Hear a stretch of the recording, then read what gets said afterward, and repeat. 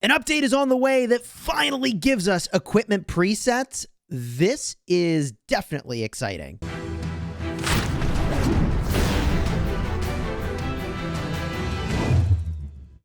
Hello, my friends, and welcome back. I'm Chisgule Gaming, and this video has been sponsored by the makers of Rise of Kingdoms. And today, we get to talk about a new patch that is going to be landing on the 5th, Cinco de Mayo. There's going to be a new event that we'll be celebrating, but it isn't going to be Cinco de Mayo that we celebrate. It's Museum Day. By the way, if you like Rise of Kingdoms guides designed to help you get value and smash your enemies, then do me a favor, consider subscribing and throwing a like on the video for those daily Rise of Kingdoms videos designed to help you get value, smash your enemies, and keep up with the latest and greatest news. So Museum Day is going to arrive 2 weeks after the 5th of May, which is when the patch is going to arrive. On this special day, we wish to invite all governors to walk into the world of museums together. Listen to the voices of history as you proceed on your journey. Okay, so here are what the events are going to be. Keepsake stamps. Complete quests for 7 days to win great rewards. We've seen that style of event where new quests show up every day for 5 days, and then you've got a couple extra days to get them all done. Ingenious craftsmanship.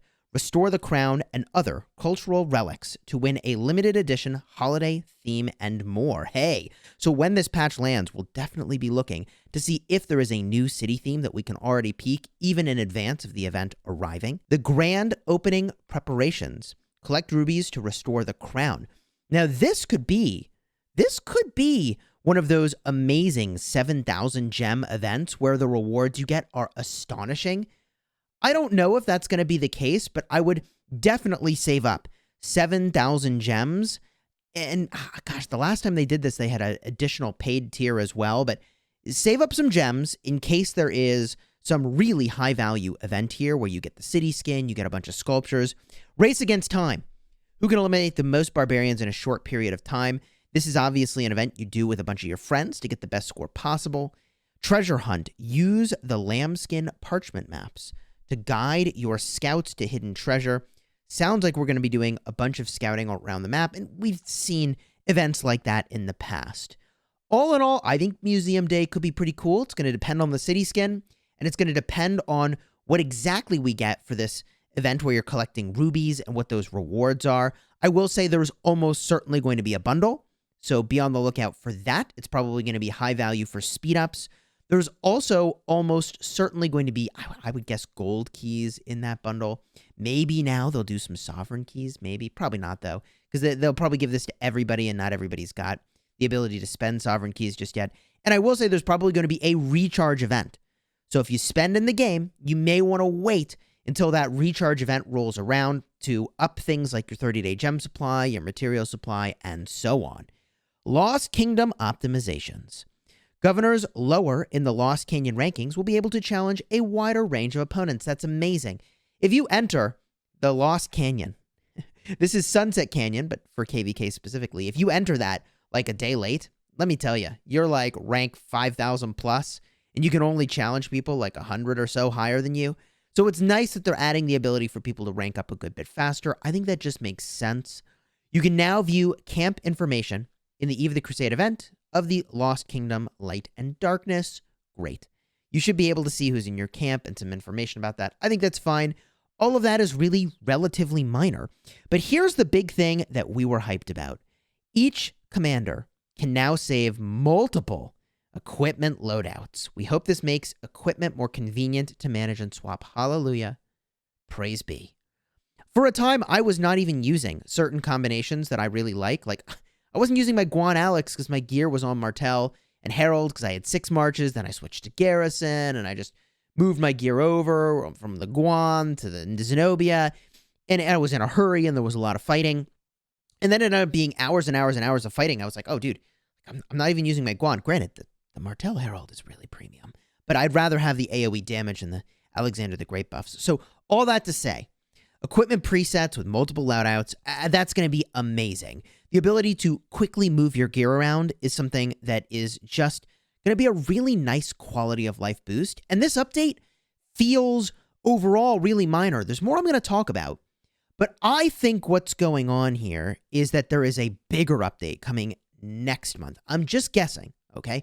I am just guessing that if this is everything contained in this month's update, the bigger thing next month or the month after is probably going to be really exciting. But let's just keep going through this for now. We haven't even finished what we've seen here. Alliances who've won the Osiris League in the past will receive limited edition flag decorations. Okay, cool. Your alliance flags look a little different. Cool. In order to make the Osiris League playoffs more enjoyable for participating governors, we've adjusted the reward for each round. This actually concerns me.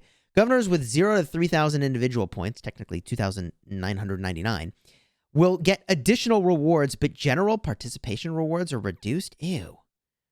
Ew. Ew on ew. Not only did I just get a verification, but ew. Look. I have no problem getting to 10,000.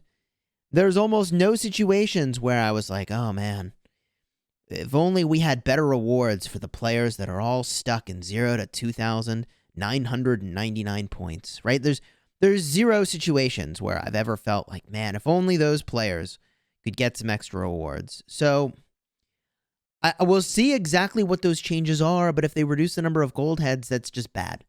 That would suck. So hopefully that's not what happens. Maybe it's just, I don't know, you get resources. I don't even know what you get. I don't even pay attention, but hopefully it's something that we don't care about very much. As kingdoms grow more developed, the level of resource points in provinces barred by level 1 and level 2 passes will increase accordingly. Awesome. So they're making it so more zones are viable. This seems like a win for farming, also a win for resource sellers. So I don't know what is going on there, but okay. More resource nodes that are higher tier seems like a good thing to me.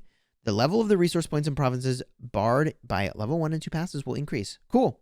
I mean, hey, more resources.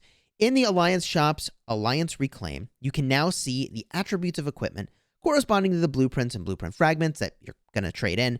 That's fine. Quality of life thing, I don't know that that's game-changing. I don't even know how necessary that was, but cool. Quality of life and minor. When migrating, you can now choose to let the system remove excess resources, and you don't have to get rid of them on your own. That is kind of funny. So, you know, if you want to kind of, how do I say this nicely? Screw over the kingdom that you're leaving. You just take all your resources and burn them. You just delete them, rather than give them to anyone who might use them. I mean, okay. You know, I can say there's probably one situation I can think of where that was super relevant. That was when Talib was leaving our kingdom. At some point, we had to actually have somebody join his alliance and then accept the resources because he couldn't migrate because he had a bunch of resources because, you know, he zeroed a bunch of farm cities. So anyways, if you want to see all that saga around Talib, I think I have a playlist where I'll put a video and a card up in the top. All in all, this looks like a nice quality of life update, while I hope they work on something more chunky, more meaty than, you know, equipment presets. And equipment presets, look, they're important. If I could have, let's say, 3 presets over here, I could have like all of my number 1 presets be when I'm using, let's say, 5 marches in Ark of Osiris. I could have all my number 2 presets be things that I'm using when I'm battling in KVK and I've got 6 marches. I could have my number 3 presets be when I've got, you know, 5 marches on the field and 1 march in a garrison in KVK, or I'm launching a rally in a garrison and I've got 4 marches in the field. Whatever those things are, having some number of presets, even just a couple, is going to be really game-changing for our ability to kind of move around equipment and use all these commanders and equipment in the most optimal way. If you got some other ideas about how equipment presets might work, then do me a favor, drop a comment down below letting us know how you think that might go, and throw a like on this video if you enjoyed it. Consider subscribing so you don't miss out on the latest and greatest news. We're going to be releasing a meta report, a video about what we think are going to be the very best commanders in the game for April of 2021. That's going live tomorrow. So again, subscribe so you don't miss a thing. If you want to see the last meta report that we did, I'll have a card up in the top. You can check that video out. And until next time, you have fun smashing the kingdom.